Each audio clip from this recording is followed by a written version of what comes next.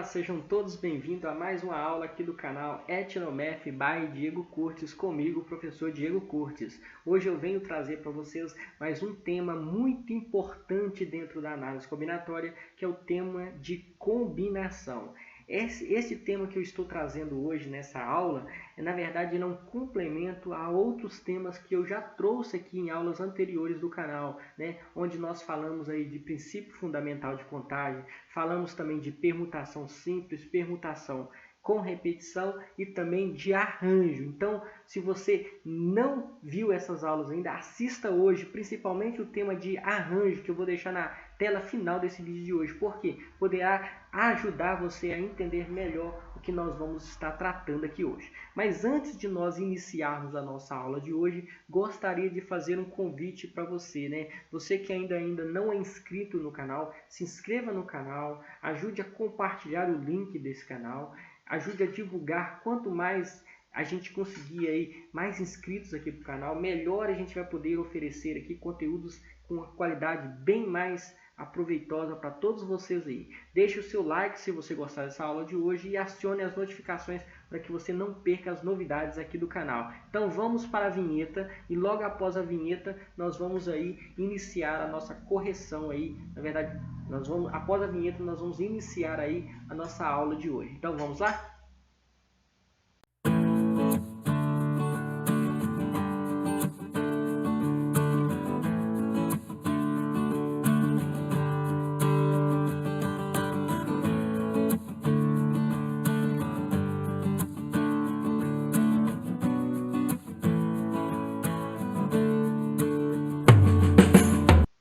Estamos aí de volta na nossa aula de hoje sobre esse tema aí que é a combinação, né? Trouxe para vocês aí, vocês já estão vendo na tela de vocês, trouxe para vocês aí ilustrações aí que nos ajudam a compreender melhor a ideia da combinação. Trouxe a primeira imagem, parece que dois sortudos aí, né, conseguiram ganhar numa loteria aí, né? E ao ganhar na loteria tem muito a ver com combinação. Por quê? Porque para que a gente consiga ganhar na loteria, a gente tem que acertar aquela combinação lá, que são os números lá que são sorteados em todo sorteio, pessoal. E isso é muito difícil. Por quê?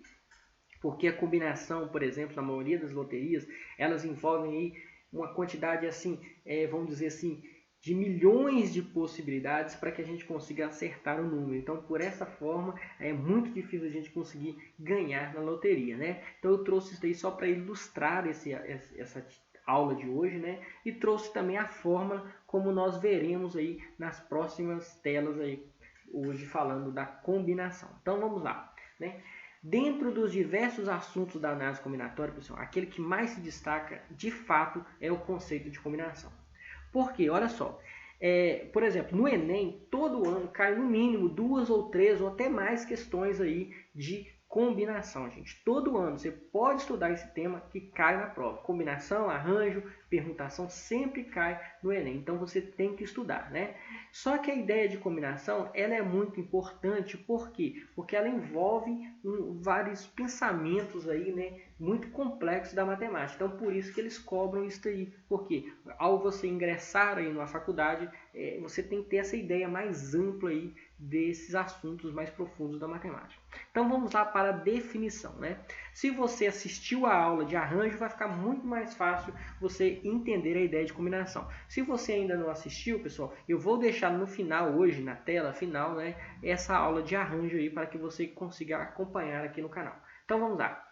Dado um conjunto de N elementos distintos, ou seja, diferentes, nós vamos chamar de combinação de N elementos tomados K a K, com K menor do que N, qualquer subconjunto de K elementos escolhido entre os N existentes.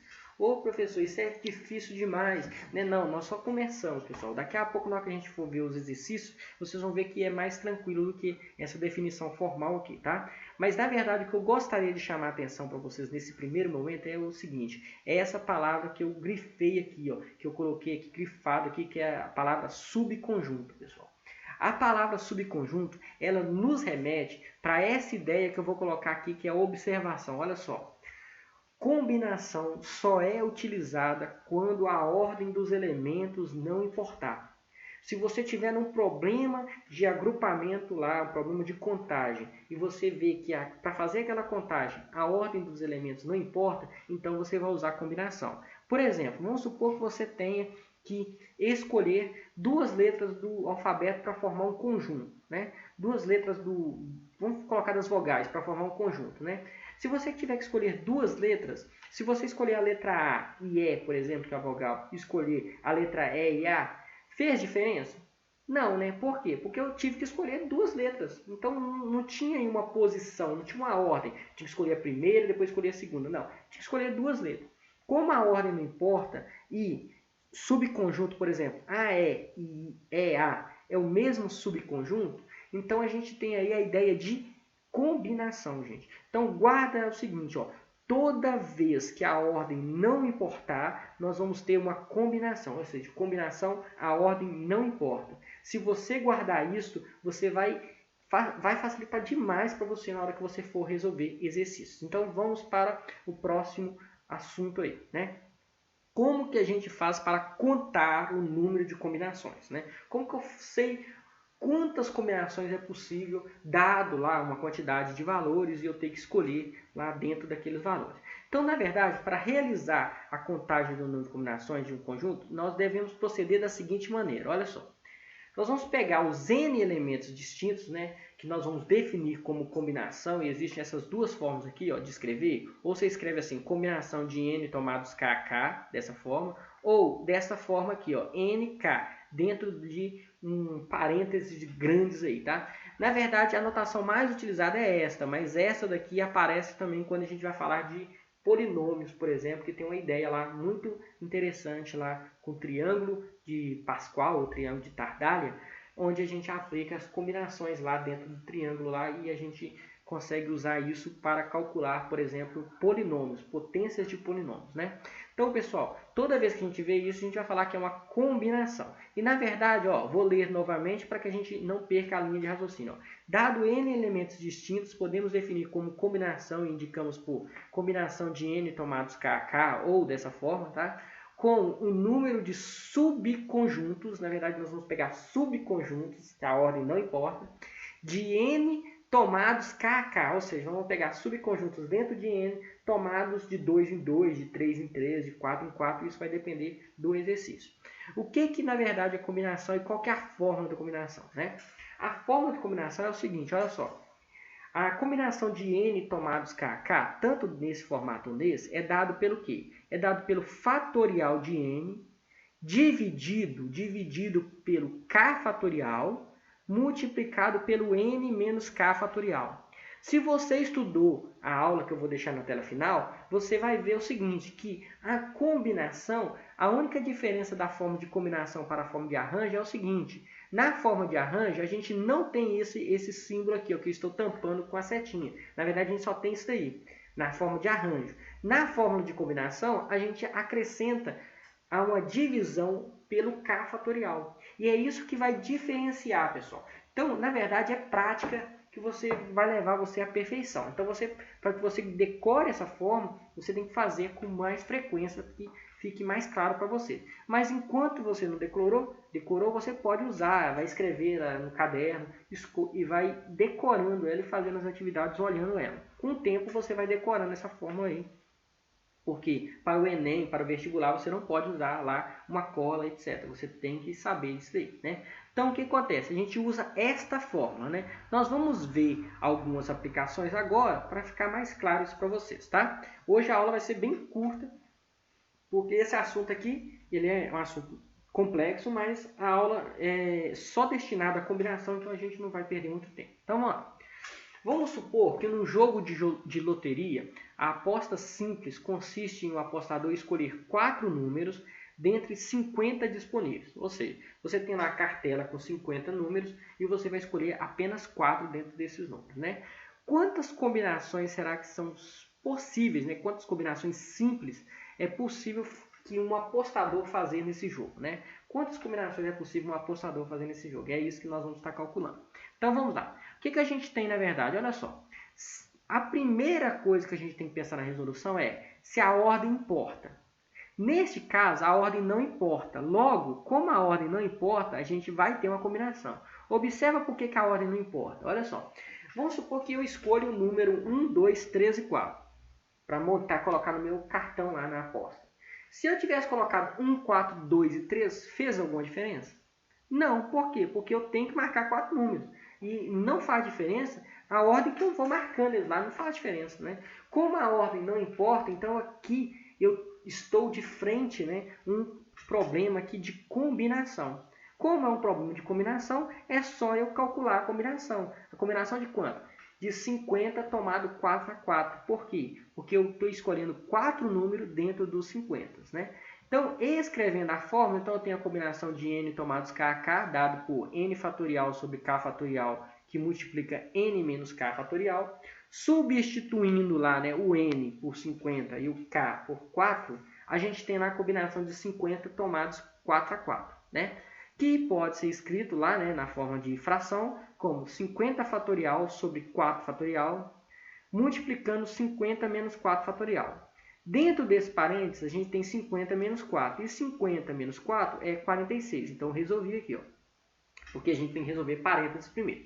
Desenvolvendo em cima e desenvolvendo esse 4, em cima a gente vai desenvolver até chegar no 46. E o 4 a gente vai desenvolver ele todo. Olha o que a gente tem. A gente tem o seguinte, ó, 50 vezes 49 vezes 48 vezes 47 vezes 46 e paro. Por quê? Porque esse 46 eu vou cortar com esse outro 46 fatorial aqui, né?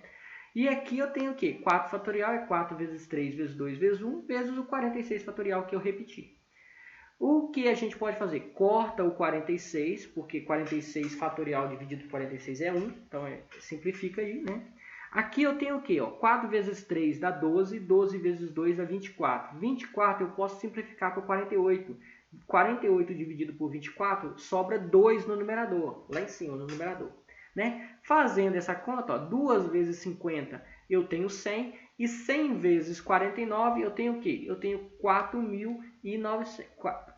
Eu tenho 400. Desculpa. 100 vezes 49 eu tenho o quê? Aqui tem um erro, né? Meu Deus, mais um erro.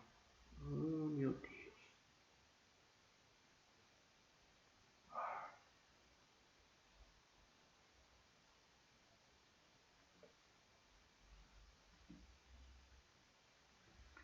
Cem vezes 49 dá 4.900.